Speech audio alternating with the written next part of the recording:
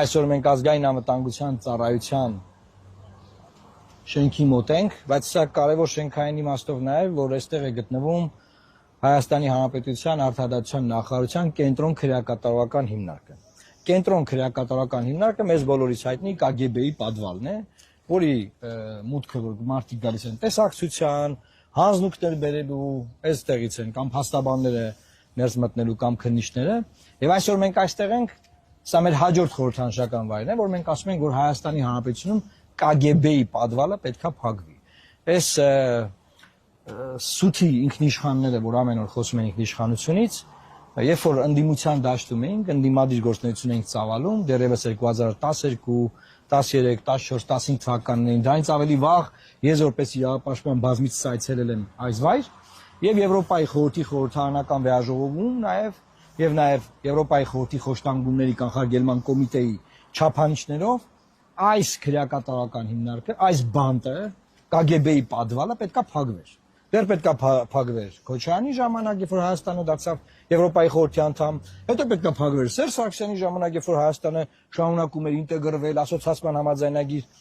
բանակցել Եվրոպական միության հետ, հետո եկավ հեղափոխություն, որ պետք է արդեն KGB-ի պատվալը փակվեր։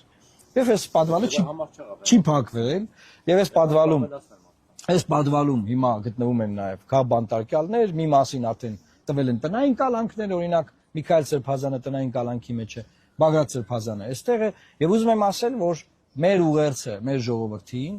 քաղաքացիական հասարակությանը, եւ այն քաղաքացիական հասարակությանը, որը օբյեկտիվ է, այսինքն Սերժի ժամանակ չէր ասում KGB-ի պատվալը պետքա փակվի, Նիկոլի ժամանակ ասենք ձեն չի անում։ Այսինքն օբյեկտիվ մարդկանց ենք ասում, որ ժողովուրդ ջան, հունիսի 8-ին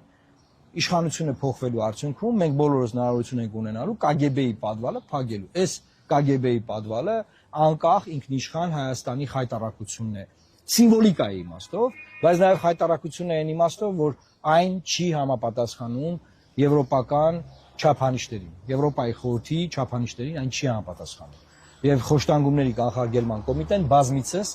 այս վայրի վերաբերյալ իր զեկույցներում խորհրդատվական եւ պարտադիր ուժ ունեցող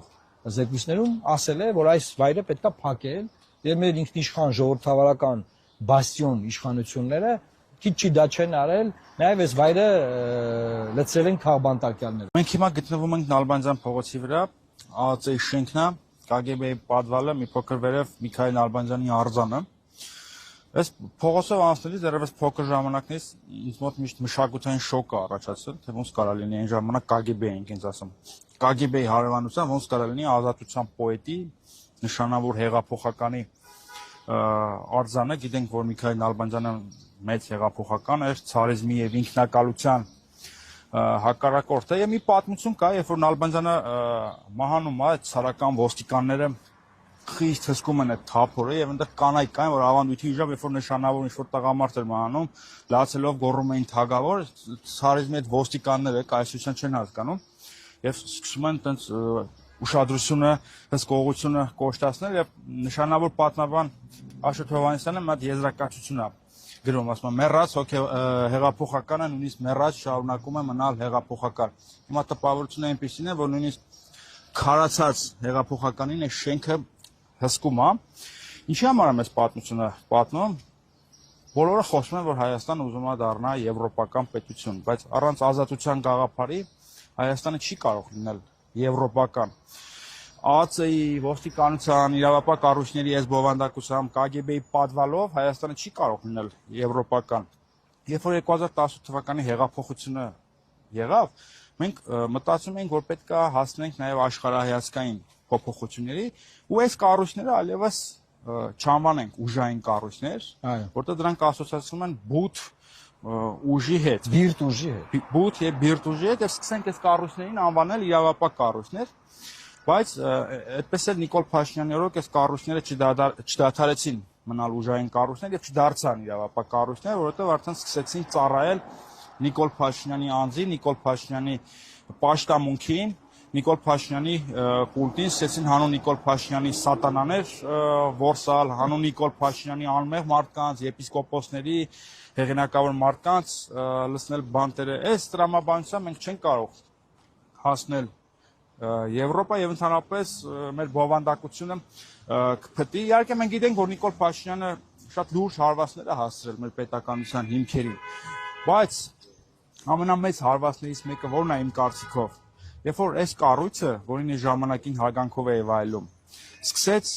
գաղտնի փաստաթղթեր հրապարակել հանուն Նիկոլ Փաշինյանի քաղաքական շահի։ Հիշում ենք բոլորովին վերջերս Եզրափ Սրբազանի հետ առնչվող, որ իբրև թե ՊԱԿ-ի գործակալը թուղթը հրապարակվեց, դրանից ոչ մի փոքր վաղ անցյալում ինչ-որ մեկի փեսայի ձեռքում էր հայտնվել Արարատ Միրզյանի գործակալ լինելու մասին թուղթը։ Սա ինչ-որ բան չի, էլի։ Սա ուղիղ հարված է մեր պետականության սյուներին, որովհետև սա շատ կարևոր կառույց է։ Այս կառույցն է պաշտպանում մեզ արտաքին եւ ներքին մարտահրավերներից, երաշխավորում է սահմանադրական կարգը եւ ընդհանրապես ամեն ինչ։ Եվ հիմա այդ բնականաբար այս կառույցի արդյունավետ գործելու համար այս կառույցը պետք է ունենա լրտեսական ցանց, գործակալների ցանց։ Եվ հիմա հանուն Հայաստանի այլևս ոչ ոք չի ուզենա այս կառույցի հետ համագործակցի, որովհետև ինչ-որ մի օր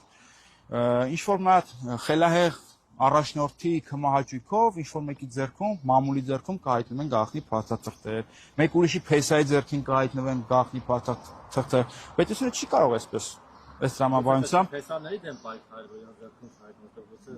դրա համար ես ասացի, Այսպիսի փեսաներ են, որ իրենց ձեռքում հայտնվում են։ ես դրա համար ասացի, որ Նիկոլ Փաշինյանն է պատասխանատուն, որտեղից թղթեր են դուրս եկել։ Փեսաները։ Դե փեսայի մոտ ոնց է հայտնվել, եթե Նիկոլ Փաշինյանը նորմալ պետություն ստեղծել, այս կառույցից թուղթ չէր ելնի։ Նա փեսաներն են պատասխանատու, որ Նիկոլ Փաշինյանի ձեռքում հայտնվում է մի բան կամ լծակ, որով հետո լծակները գործի դնելով դերը հայտնվում փեսաների ձեռքում։ Կմտածեմ դրա ասացի շուտ։ Փեսաների շուրջ կմտածի։ Մենք փեսաների հետ ինչ գործ ունենք։ Մենք իմ աները շատ արժանապատիվ մարդ է։ Մենք փեսաների դեմ պայքար չենք մղում, մենք քաղաքական պայքար ենք մղում քաղաքական օբյեկտների դեմ։